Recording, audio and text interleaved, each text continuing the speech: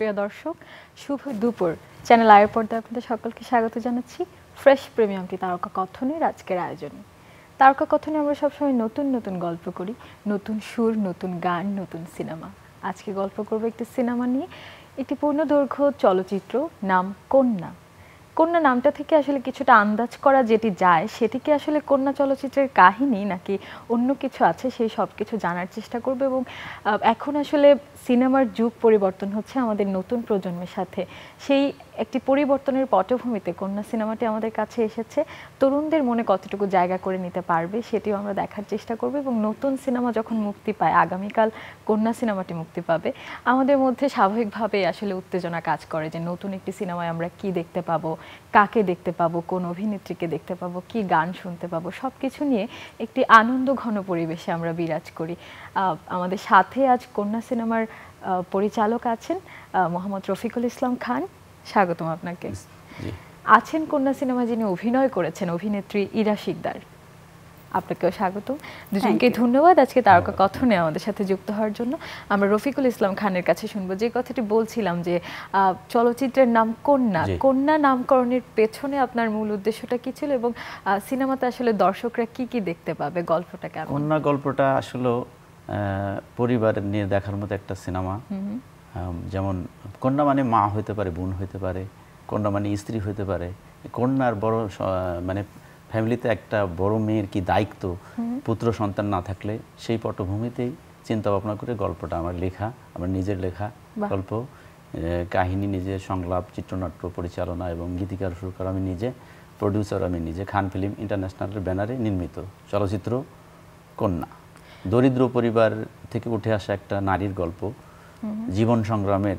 নারীটা অনেক চেষ্টা করে ছোট ভাই বোনদের মানুষ করার জন্য সে মাটি কাটার কাজ করেন।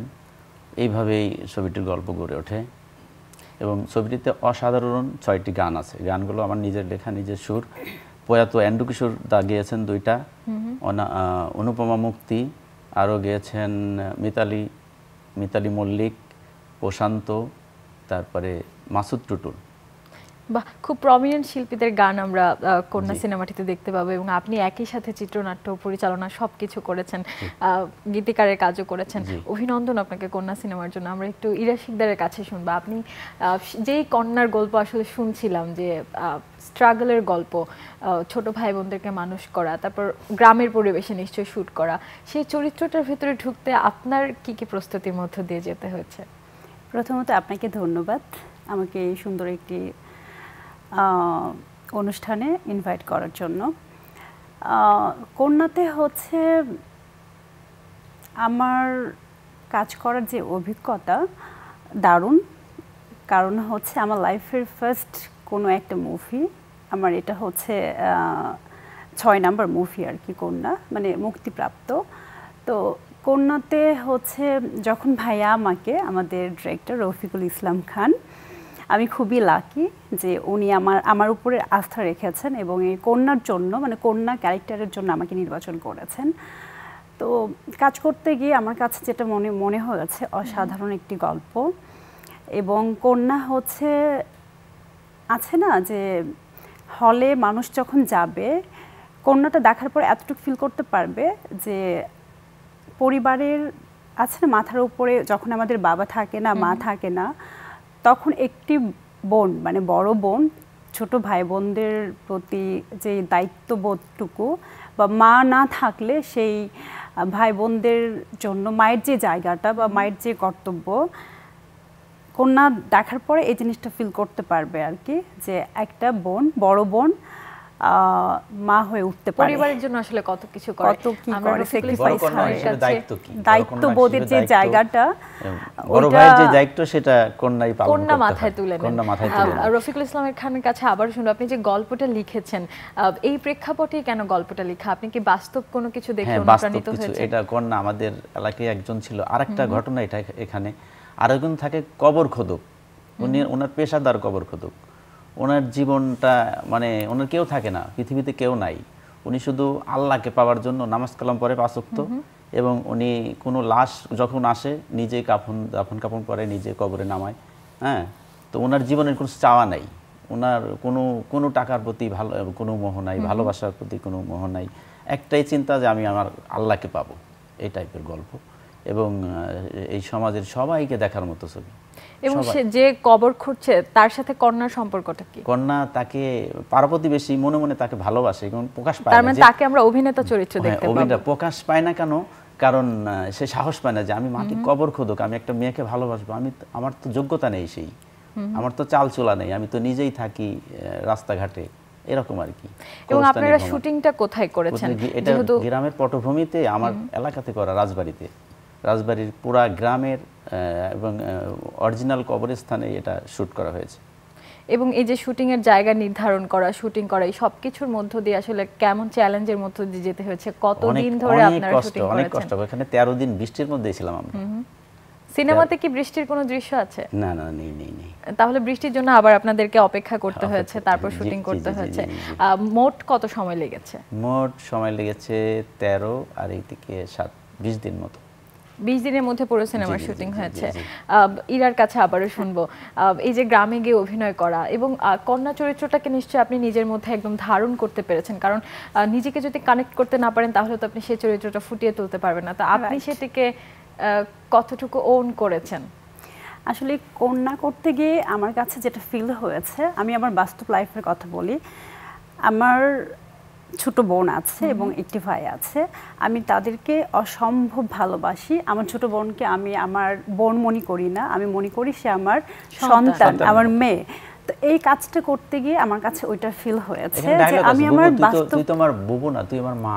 হ্যাঁ, মানে আমার বোনটাও সেম আমাকে বাস্তব লাইফে আমাকে বড় বোন না, মানে মায়ের জায়গায় রেখেছে। তো এখানে কাজ করতে গিয়ে আমার এটাই ফিল হয়েছে যে না, আমি কোনো সিনেমা করছি না, আমি আমার ক্যারেক্টারটাই প্লে করছি।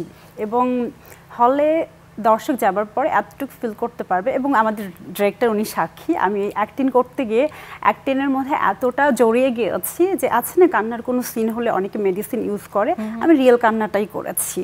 কারণ কয়েকটা সিকোয়েন্স ছিল মার সাথে, এত মানে কি বলবো, হ্যাঁ খুবই টাচি, খুবই ইমোশনাল। ওই সিকোয়েন্সগুলো করতে গিয়ে গ্রামের আছে না, মানে শুটিং চলাকালীন অনেক গ্রামের মুরব্বীরা, তারপরে গ্রামের যারা থাকে ভাবি, মা বা বাচ্চারা শুটিং দেখছিল। তা আমার মার সাথে একটা সিকোয়েন্স ছিল, ওই সিকোয়েন্সটা করতে গিয়ে আমার মানে আমি কান্না করছিলাম, রিয়েল কান্নাটা করতে করতে ডায়লগ দিচ্ছি। তারপর শর্ট শেষ, আমি তাকাই দেখি কি যারা যারা বসে বসে উঠানে বসে বসে ওই সিকোয়েন্স সবাই কান্না করছে। আঁচল দিয়া কয়েকটা বয়স্ক, মানে অনেকটা, কেউ আছে আমার নানির বয়সী, কেউ আছে আমার মার বয়সী, আঁচল দিয়ে না চোখ মুছছে। এবং মায়ের গানটা যে কেউ দেখছে সবাই কান্না করছে মায়ের গানটা। তাহলে আমরা আশা করতে পারি যে আগামীকাল যারা সিনেমা হলে গিয়ে সিনেমাটি দেখবে তারাও সেইভাবেই কানেক্ট করতে পারবে, তাদের হৃদয় ছুঁয়ে যাবে। আর রফিকুল ইসলাম খানের কাছে শুনবো, পুরোটি প্রমোশনালি আসলে হৃদয় ছোঁয়া ছিল। এবং এখানে আমরা একজন প্রমিনেন্ট অভিনেতা কাজী হায়াতকেও দেখতে পেলাম, তার সাথে কাজ করার অভিজ্ঞতাটা আপনার কেমন ছিল? হায়াত ভাই তো অনেক গুণী মানুষ, উনি বাংলাদেশের ইতিহাসখ্যাত পরিচালক, আমাদের শ্রদ্ধেয় বড় ভাই। উনি অনেক হেল্প করেছে আমাকে, এইভাবে করো, এইভাবে করো। অবশ্যই আমাদের গুরুজন, তার কথা তো মানতেই হবে, অনেক উপদেশ দিয়েছেন, সেভাবে করেছি। এবং বলছে ছবিটা অনেক সুন্দর করে বানাও, অনেক সুন্দর, ভালো গল্প, গানটা অনেক সুন্দর, ইনশাল্লাহ দোয়া রইল তোমার জন্য। সিনেমার গানের কথা আসছে, প্রিয় দর্শক, বলছিলাম যে 6টি গান রয়েছে সিনেমায় এবং সেখানকার একটি গান করেছেন আমাদের পছন্দের একজন শিল্পী অনুপমা মুক্তি, তাকেও আমরা পেয়েছি আমাদের তারকা কথনের আজকের আয়োজনে। গান গাওয়ার অভিজ্ঞতাটা শুনবো যে আপনার কিভাবে সিনেমার সাথে যুক্ত হয় এবং গানটি করা। সবার প্রথমেই বলি, কন্যা ছবিটি যখন আমাকে ডাকা হলো, তো তখন আমি যে গানটা করেছি এই গানটার সাবজেক্ট ছিল মা। এবং মাকে নিয়ে যখন কোনো কথা হয় কিংবা গল্প গান যায়, আমরা সেটা একদম হৃদয়ে ছুঁয়ে যায়। আর এই গানের সুরটাও ছিল একটু ফোক বেসড।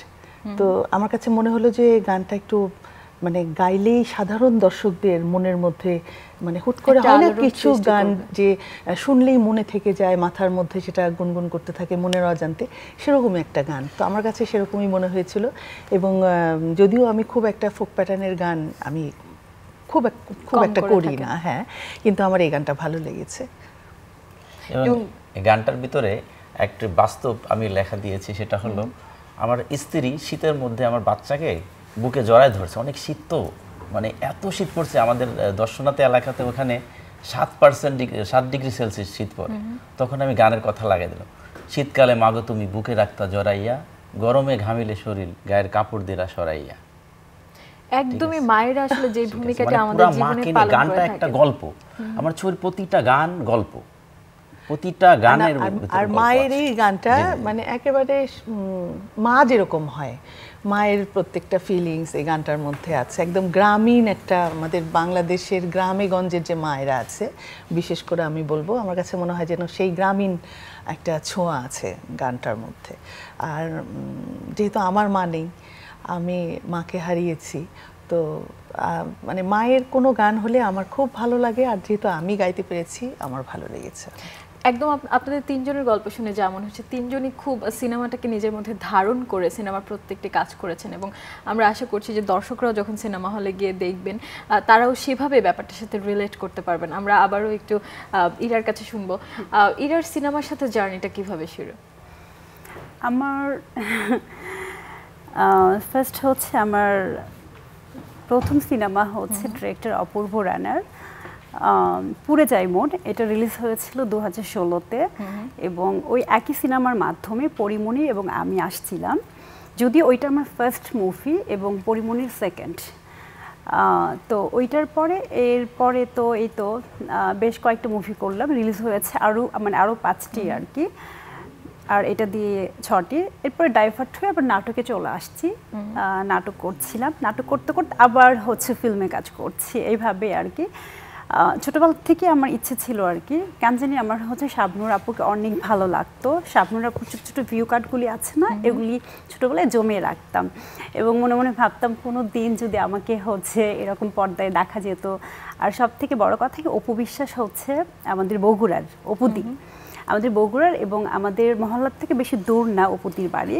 তো একই নাচের স্কুলে হচ্ছে অপুদি, ওই আমাদের বগুড়া একটা নাচের স্কুল আছে আর কি, আমরা কজন শিল্পগোষ্ঠী, তো ওইখানে হচ্ছে অপুদি নাচ শিখেছেন। আমি কিন্তু তখন জানি না, তো আমি আবার হচ্ছে আমার একটা কাজিনকে নিয়ে আমি লুকিয়ে হচ্ছে আমার মাকে আগে প্রথমে শেয়ার করেছিলাম, আমার মা রাজি হয় নাই।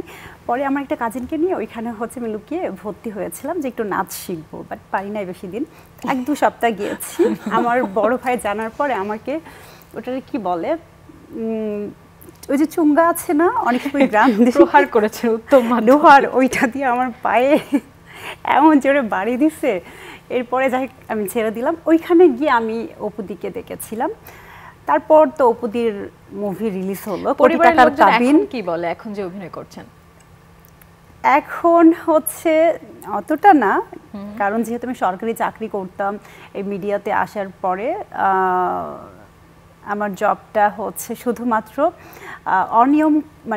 অনিয়ম করার কারণে সাসপেন্ড, আমি সময় দিতে পারি নাই, সাসপেন্ড। এটার কারণে মার একটু কথা শুনতে হয় আর কি, এতটা পছন্দ করে না, বাট ওই তো। এখন যেহেতু আমার কি মনে হয় যে চাকরিটা ছেড়ে সিনেমায় আসাটা উচিত? ওই সময় তো হচ্ছে যেহেতু আমি হচ্ছে আমার মনে প্রাণে, চলচ্চিত্র এমন একটা মাধ্যম, আসলে অনেকে বিমানবালা থেকেও চলচ্চিত্র হয়েছে, অনেকে বিমানের পাইলট থেকেও চলে যান। মোস্তফা আনোয়ার ছিল, আমার স্বপ্নের জায়গাটাই ছিল হচ্ছে চলচ্চিত্র বা অভিনয়। আমি অভিনয় করব, আমি জব করব না, আমি টাইমলি অফিসে যাব, তারপর একটু লেট হবে, স্যার বকা দিবে, মানে এই জিনিসগুলোর মধ্যে আমি থাকতে পারতাম না আর কি। তো এই তো এখন শিল্পকে ভালোবেসে এসেছেন। আমরা অনুপমা মুক্তির কাছে একটু শুনবো। অনেক আগে থেকে আপনি গান করেন এবং গানের একটা ভীষণ সুন্দর ক্যারিয়ার আপনার হয়েছে, অসংখ্য সম্মাননাও পেয়েছেন। এখন কি কি কাজ চলছে, শ্রোতারা কি পেতে যাচ্ছে আপনার কাছ থেকে? আসলে আমার মৌলিক গান রিলিজ করার ব্যাপারে আমার একটা অলসতা বলতে পারো, কিন্তু অনেকদিন হলেই অনেকগুলো গান রেডি হয়ে আছে, সেগুলোকে একটু মিউজিক ভিডিও করে ছাড়া, এটাই পরবর্তী। সেগুলো কবে আমরা শুনতে পাবো? আসলে ওই যে বললাম না, খালি যেমন অনেক স্টেজ নিয়ে ব্যস্ত থাকতে হয়, আজকে বিকেলেও আর একটা স্টেজ করতে হয়, তো এইটার একটা প্রিপারেশন থাকে। আর আমার কাছে মনে হয় কি, দর্শকদের যখন আমি সরাসরি গান শোনাই, তখন দর্শকরা যদি কোনো গান শুনতে চায়, সেই জিনিসটা আমি গাইতে পারলাম না, এটা আমার খুব পীড়া দেয়। তো যার জন্যে আমি চেষ্টা করি কি, একটা গানের অনুষ্ঠান হলেই মানে অনেক অনেক গান নিয়ে আমি প্রিপারেশনটা নিতে থাকি। হ্যাঁ, তো এভাবে সময়টা কেটে যায় বেসিক্যালি। তো প্রত্যেক দিন দেখা যাচ্ছে একটার পর একটা প্রোগ্রাম, ওইভাবে সময়টা পার হয়ে যাচ্ছে, যার জন্য মৌলিক গান করা হচ্ছে।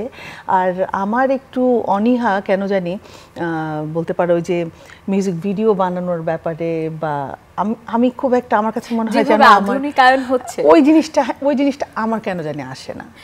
আপনি যখন থেকে গান শুরু করেছেন তখন তো সিডি, ক্যাসেট এবং সেই যুগ থেকে এখন ইউটিউবে গান রিলিজ করা, আবার কতজন মানুষ দেখছে সেটাও দেখা যায়। এই ব্যাপারটাকে আপনি কিভাবে নিচ্ছেন? আমার কাছে মনে হয় কি, আমি যেহেতু গানের শিল্পী, আমার প্রথম কাজই হবে আমি ভালো গাইতে পারাটা। যখন আমি ভালো গাইতে পারবো তখন আমার অন্যান্য জিনিসগুলো ঢেকে যাবে। কিন্তু বাস্তবিকভাবে ইদানিং করে আমার কাছে এই জিনিসটা একটু ব্যতিক্রম মনে হয়।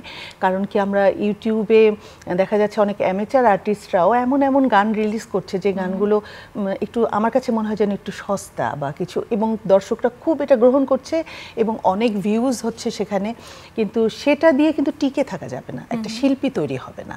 তো আমরা যদি শিল্পীর ব্যাপারটা বলি যে আমি একটা গানের শিল্পী হতে চাই, তাহলে আমার কাছে মনে হয় গানটাকে প্রায়োরিটি দিতে হবে।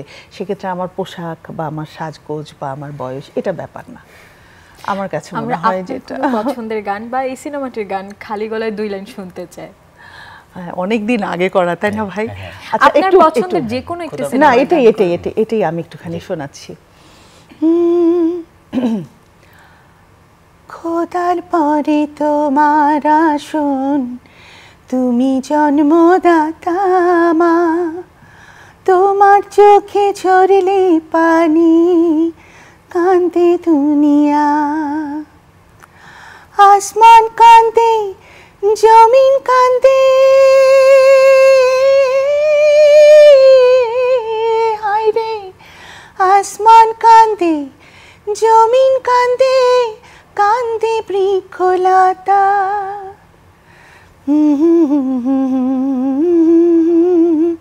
দিও না কেউ ব্যথা, সেই মায়েরে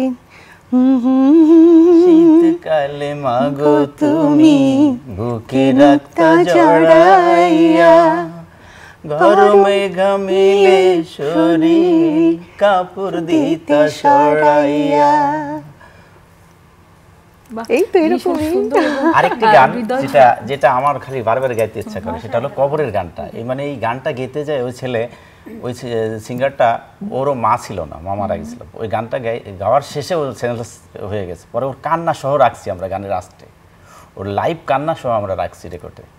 গানটা হলো চোখ গড়াহিয়া পরে পানি, বুকে দুঃখের ঢেউ, এমন কইরা যাইবা ছাড়ি, জানে না তো কেউ, আগে যদি জানতাম আমি, এই কবরে শুইবা তুমি, তাইলে কি আর কাটতাম আমি নিজের হাতে কবর, একবার যদি পাইতাম কন্যা তোমার মরার খবর, একবার যদি পাইতাম কন্যা তোমার মরার খবর। সুন্দর গানটি আমরা শুনলাম এবং আপনাদের তিনজনকেই ধন্যবাদ। আমরা সিনেমাটি নিয়ে কথা বললাম এবং দর্শকরাও সিনেমা হলে গিয়ে সিনেমাটি উপভোগ করবে সেই প্রত্যাশা রাখছি।